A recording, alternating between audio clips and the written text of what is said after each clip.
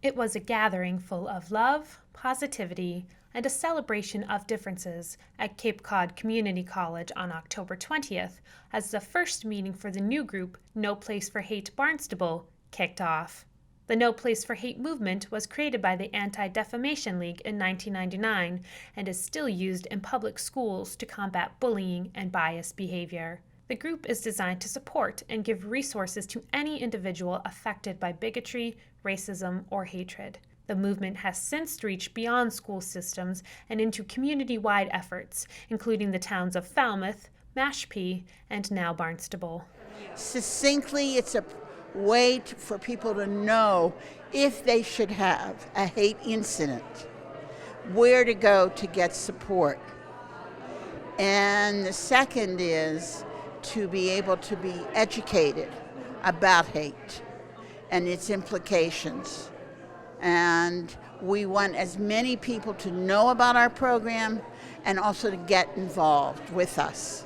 In light of all the different incidents that have been playing out on the Cape that are faith-based, including anti-Semitism, but not only, racial and people with disability, what we want is for people to know this is going on, and we want their recommendations to us and their thinking to us. The No Place for Hate Barnstable Steering Committee includes members from organizations like Barnstable Town Council and the Barnstable Police Department. It also includes community educators and individuals from the Cape Cod Synagogue, First Lutheran Church, and the Barnstable Youth Commission. Our hope today is to kick off a campaign of love and acceptance and understanding in the face of a rising climate of hate in our community and around the country.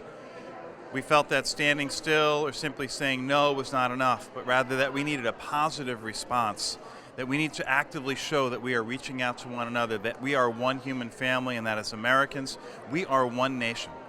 I think that a lot of people on the Cape, particularly from minority communities of all sorts, don't necessarily feel heard.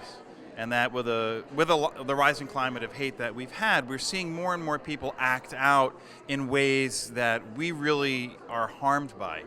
And so we want to say no, we actually love each other, that our differences are not threatening to each other, but in fact a normal part of our community, and they always have been, and they always will be. I was quite passionate about being a part of this because well, for one, being a gay pastor, it's, I have lived through what it means to be at the opposite end of the hate and realize that we are in a tough place right now. And so how do we get a conversation in which we bring all people together to talk about our commonality and stop thinking about ourselves as individuals who have nothing, no connections with one another.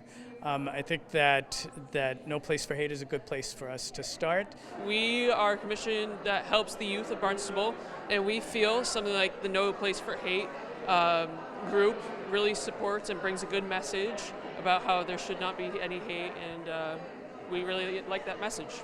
No Place for Hate Barnstable encourages and welcomes all community members to get involved with the program. We're just delighted that this program is finally getting kicked off, and that as many people get involved as because we had no set idea of how many people would be attending. It's a